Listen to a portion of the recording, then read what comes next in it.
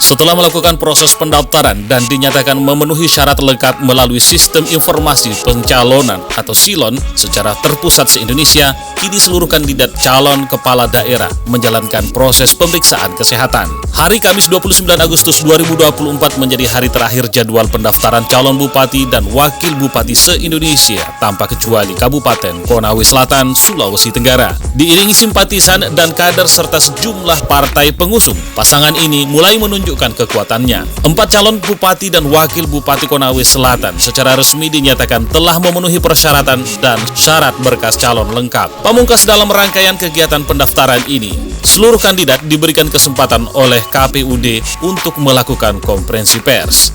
Berikut ini keterangan pers pasangan calon bupati dan wakil bupati. Kepada seluruh instrumen yang hari ini telah menerima kami dan kami sudah menyatakan semua dokumen pencalonan dan syarat calon lengkap. Yang kedua, terima kasih kepada seluruh tim kemenangan kami yang hari ini bermata kami tempat ini. Selanjutnya setelah dari sini kami akan tetap mengikuti langkah-langkah yang diadakan oleh kami Konawe Selatan. Misalnya tanggal 1 kami ikuti pemeriksaan kesehatan di Rumah Sakit Dr. Sendari sambil menunggu waktu penetapan sebagai calon pemeriksaan kesehatan tanggal 22 November. Kami bersama Wahyu Pratama sebagai pasangan calon bupati dan wakil bupati akan terus mengelilingi Konawe Selatan menemui, menjumpai tim kami, kemudian melakukan sosialisasi pertemuan-pertemuan secara keluarga.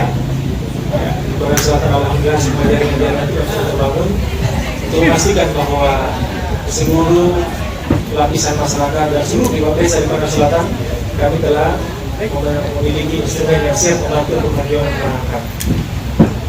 Apa yang menjadi program andalan dari pasangan Wahyu untuk menarik simpatisan masyarakat Konawe Selatan? Ya, sebagaimana yang teman-teman saksikan di beberapa baliho kami membawa tagline setara. Setara itu dalam konsep kami adalah singkatan dari sehat, kemudian cerdas dan sejahtera. Dalam teknologi bahasa, setara itu artinya kita semua sama. Baik kami, dan insya Allah kalau kami terpilih ke depan, semua tidak ada yang dibedakan, semua kita setara, tidak ada yang satu seri tinggi, kita semua sama dalam kacamata hukum maupun pemerintahan. Program kami ini kami implementasikan dalam bentuk bagaimana menjamin kesehatan masyarakat ke depan secara gratis seluruh lapisan masyarakat. Yang kedua, bagaimana kami pastikan seluruh anak Konawe Selatan khususnya mahasiswa kami bebaskan semua SPP atau UKT-nya. Dan kemudian seluruh anak-anak kita di Konawe Selatan dan kuliah dari SD SMP kita berikan baju gratis.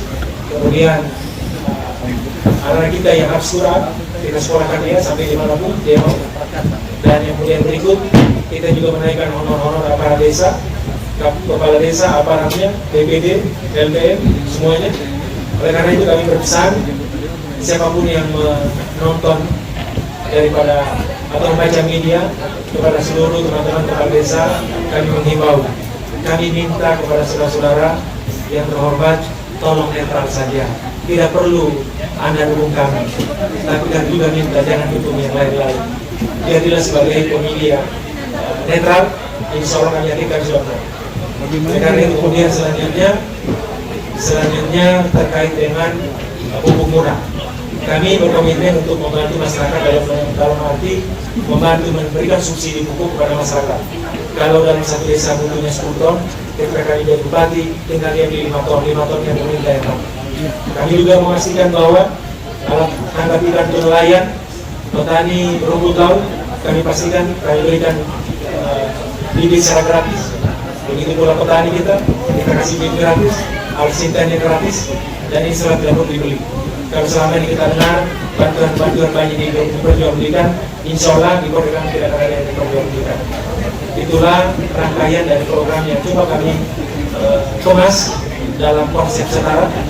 Kemudian kami juga menyampaikan harapan sekaligus ketegasan kepada seluruh kepala desa. Insya Allah kalau kami dilantik, yang pertama kami adalah bagaimana memperpanjang semua masa jabatan kepala desa, yang mana sudah diamankan dalam undang-undang desa yang baru saja diperbarui. Dan kepada teman-teman kepala desa yang sudah terpilih, yakinlah 2 tahun kemudian kami pasti lantik. karena itu perintah undang-undang. Tidak perlu ada keraguan, jangan sampai saya tidak dilakukan. Kami paham bahwa ini berat, tapi sebagai pemerintah kita harus ketegasan. Tidak boleh kita mengayun-mengayun. Dan yang terakhir, khusus guru-guru P3K yang selama diberikan SK-nya 1 tahun sekali, ketika kami terpilih, insya Allah SK-nya sampai SK Bupati 5 tahun sekali. Terima kasih. Pilkada Konsel tahun ini begitu menarik. Pasangan Ika Wahyu Pak Ika 3 periode di DPRD berpasangan dengan anak mantan Bupati Konawe Selatan. Nah, ada kontestan lain anak gubernur berpasangan dengan wakil bupati aktif. Nah, ada pasangan anak bupati aktif berpasangan, dan begitu pula sampai di rivalitas pengusaha dan mantan anggota dewan. Bagaimana pasangan Ika Wahyu menyikapi rivalitas Pilkada Konsel tahun ini? Ya, saya klarifikasi, saya terpilih sudah 5 periode, bukan 3 periode. 1 periode sebagai anggota dewan, 2 periode kedua saya sebagai wakil ketua, dan alhamdulillah 3 periode ini saya jadi ketua DPR. Insya Allah besok jadi dilantik, tapi saya lagi dibimbing. Jadi terkait dengan rivalitas kami yang memang di sebelah sana ada pengusaha tambang, ada anak bupati, ada mantan gubernur, kami sedikit pun tidak ada. Saya kalau melihat dari sudut pandang itu tentu yang akan muncul ketakutan. Kenapa? Karena saya hanya anak seorang petani yang mana orang tua saya sudah meninggal, bapak saya tinggal ibu saya yang sudah sangat tua. Begitu pula Wahyu, walaupun beliau orang tua itu mantan bupati, tapi sekarang beliau ada ibu dia. Tetapi bahwa kami yakin. Kenapa? Karena selama 20 tahun kami memilih Konawe Selatan, kami cukup akrab dengan masyarakat Konawe Selatan, dengan pengalaman kami yang cukup selama 20 tahun bersama masyarakat akan bisa nasional. Dan dengan hubungan sosial yang dibangun, kita lihat psikologi hari ini insya Allah seperti yang kamu sudah saksikan tadi, yang hadir ribuan orang, insya Allah yakin Pak, tidak ada mobilisasi. Mereka datang dengan sukarela, membawa sendiri kendaraannya, mereka menyewa sendiri mobil, mereka beli sendiri makanan, dan datang berpanas-panas jadi untuk mengantarkan kami. Sehingga itulah yang membuat kami kuat. Jadi yang meyakinkan kami kuat bukan karena pribadi kami, tapi bahwa di belakang kami ribuan bahkan puluhan masyarakat Konawe Selatan merindukan kami. Itu yang kami jelaskan. Terima kasih. Mas, mungkin ada closing statement dari pasangan Ika Wahyu. Ya, sebagai closing statement saya meminta kepada pemerintah daerah Konawe Selatan yang mana tidak bisa kita tutupi bahwa hari ini Bapak Bupati Konawe Selatan Haji Surudin adalah bupati yang bukan oleh Partai Golkar. Dan beliau dulu di mana-mana pidato mengatakan untuk mengusung dan mendorong kader Partai Golkar. Tapi hari ini karena tabrakan kepentingan, ada putra beliau yang tampil. Kami hanya minta kepada beliau supaya menjadi bupati yang netral, jangan menggunakan alat ASN sebagai alat untuk memenangkan orang, mohon putranya, kemudian juga kepala desa, aparat desa. Oleh karena itu saya himbau teman-teman kepala desa yang berkomitmen betul-betul untuk menaikkan honor kalian hanya kamu. Faktanya kami sudah berani meluncurkan dalam bentuk program bulan. Belum. Sekali lagi kami berharap kepada Bupati yang hari ini bisa tampil dengan sehat dan kepada seluruh ASN. Konawe Selatan tidak usah kalian khawatir, tidak usah ragu. Kami bersama Pak Wahyu di sekeliling kami insya Allah tidak akan ada yang mempengaruhi kebijakan selain kami berdua. Artinya ke depan yakinlah ketika Anda profesional maka pasti dipakai seperti itu. Siapapun, tidak ada istilah kita orang bilang mau kasih nunjuk orang. Undang-undang ASN sekarang sudah cukup menjamin daripada tempat yang baik buat kalian. Jadi tidak perlu ada ketakutan. Dan satu hal yang saya ingin luruskan, selalu ada bahasa terkait loyalitas. ASN dan kepala desa loyalnya dalam konteks pemerintahan, bukan politik. Jadi kalau boleh kita rubah mindset cara berpikirnya, loyalitas kepada pimpinan itu loyalitas dalam melaksanakan tugas, bukan dalam konteks politis. Kalau politik seperti kami harus loyal di partai kami masing-masing. Karena kenapa? Ketika kami tidak loyal maka kami bisa bicara. Saya kira itu. Kemudian yang berikutnya kami berharap kepada teman-teman Panwas untuk begitu aktif di lapangan melihat segala kejadian. Saya hari ini jujur katakan, kenapa tidak dampingi istri saya? Karena istri saya belum mengambil cuti. Undang-undang kalau saya tidak salah dalam keputusan Menpan itu jelas bahwa ketika kami akan dampingi dari suami maupun istri maka harus melakukan cuti.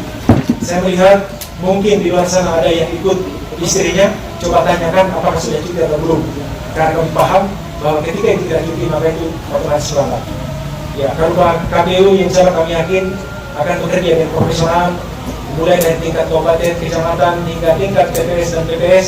Mohon instrumennya supaya netral saja. Kami yakin, insya Allah kami bisa mengadakan. Untuk masyarakat konsen untuk selalu menjaga Ya. keamanan Kamtipmas. Tentu itu yang paling utama. Mari kita ciptakan pemilu ini pemilu yang damai, pemilu yang riang gembira, bahwa kita masing-masing beda pilihan. Ya. Di luar sana tentu kita masing-masing beda pilihan.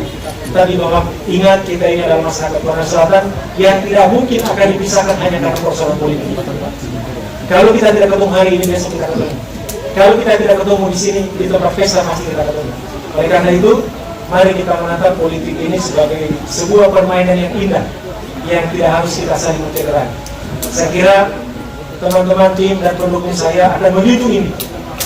Tinggal bagaimana yang biasa sebenarnya membuat kita agak sedikit ada benturan atau perbedaan pendapat ketika ada yang tidak netral. Dan itu biasanya dari atas bukan dari bawah. Saya kira itu. Terima kasih. Oke.